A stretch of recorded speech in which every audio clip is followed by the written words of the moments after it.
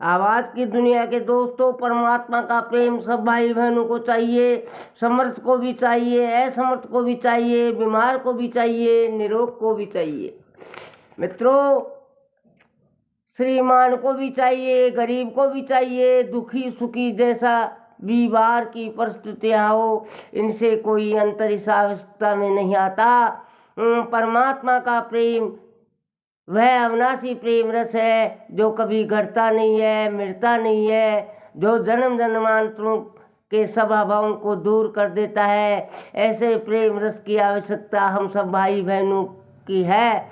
उस प्रेम की अभिव्यक्ति के लिए स्वामी जी महाराज ने सलाह दी कि भौतिक दर्शन मानूं, आध्यात्मिक दर्शन मानूं, आस्तिक दर्शन मानूं, इसमें से किसी एक सत्य को तुम्हें मानना पड़ेगा।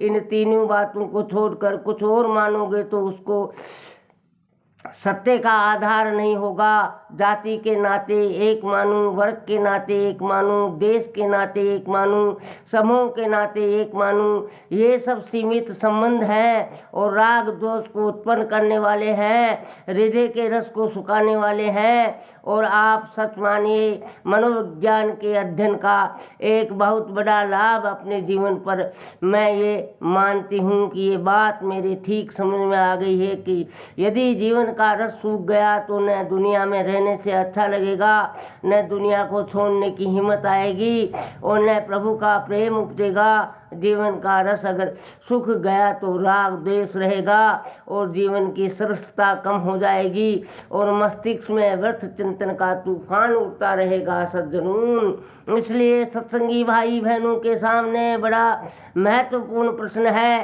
कि भाई किसी भी मूल्य पर जीवन के रस को सूखने मत दो, राग द्वेष को अपने जीवन में कोई स्थान मत दो। उसे मिटाने का एक ही उपाय है कि चाहे भौतिक दर्शन का सत्य स्वीकार करो, चाहे आस्तिक दर्शन का सत्य स्वीकार करो। सत्य की स्वीकृति के बिना राग द्वेष का दोष मिटेगा नहीं, सत्य की स्वीकृति के बिना साधन की अभिव्यक्ति होगी नहीं।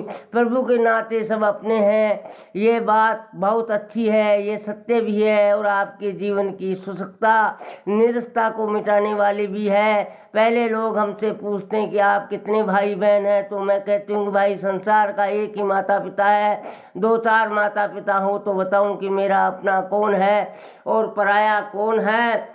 सोचो ने, ये हाड मांस की बनी छोटी सी आकृति, इसके नाते से भाई बहनों में भेद करोगे। एक विशेष आकृति से संबंधित जो होगा वह मेरा, बाकी सब किसका।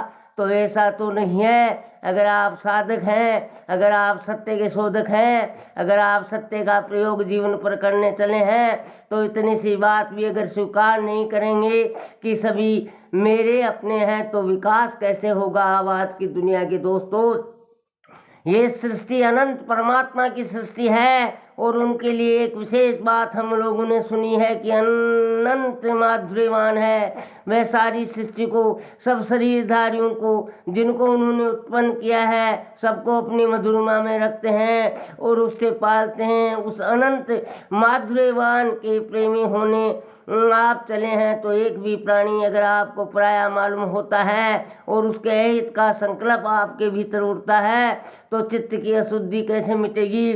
माँ बाप के 5 बच्चे हैं, 5 में से 4 को आप भाई मानकर गले लगाइए और ये आपका कहना नहीं मानता तो उसको दुश्मन मानकर मारने चलिए, तो माँ बाप की प्रसन्नता होगी क्या नहीं होगी। सज्जनों, दुनियावी माँ बाप इस बात को नहीं सह सकते हैं तो वह अनंत माधुर्यवान हमारी हिंसावृत्ति, हमारी कठोरता को कैसे सहेगा। इसलिए इस दार्शनिक सत्य को साधकों को जीवन में मूल मित्रों पुण्यात्माओं आधार के रूप में स्वीकार करना ही चाहिए। एक शरीर अपना मानूं तो अन्य शरीरों को भी अपना मानूं, और उनसे विरक्ति हो गई तो इससे भी विरक्त हो जाओ। एक को बचा करके बाकी सब पराये हैं तो काम नहीं बनेगा और इतना सोचते समझते नहीं बनता है तो कोई बात नहीं, सीधी सादी बात मान लो। जगत पिता की संतान सभी हैं, मैं भी हूँ, उनके नाते सभी अपने हैं। तो जो साधक परमात्मा के नाते सबको अपना मानने लगता है, उसमें एक बड़ी विशेषता आ जाती है। इस भावना से हृदय ऐसा शुद्ध हो जाएगा कि जिस किसी पर दृष्टि पड़ेगी तो सोचोगे कि ये किसका है, मेरे प्यारे का है, मेरे प्रभु का है, ये तो भगवान का है, ये उसका है जिसका प्रेमी होकर मैं रहना चाहता हूँ, ये तो उसका है जिसके प्रेम की मैं भिक्षा मांगता हूँ, ये तो उसका है जो सबका रक्षक है, ये तो उसका है जो मेरे भीतर बाहर विद्वान है, ये तो उसका है जो उसमें भी विद्वान है। तो परमात्मा का प्रेम हम लोगों को सदा सदा के लिए कृत करने वाला है। पुण्यात्मा हो, सब्सक्राइब प्रिय मित्रों।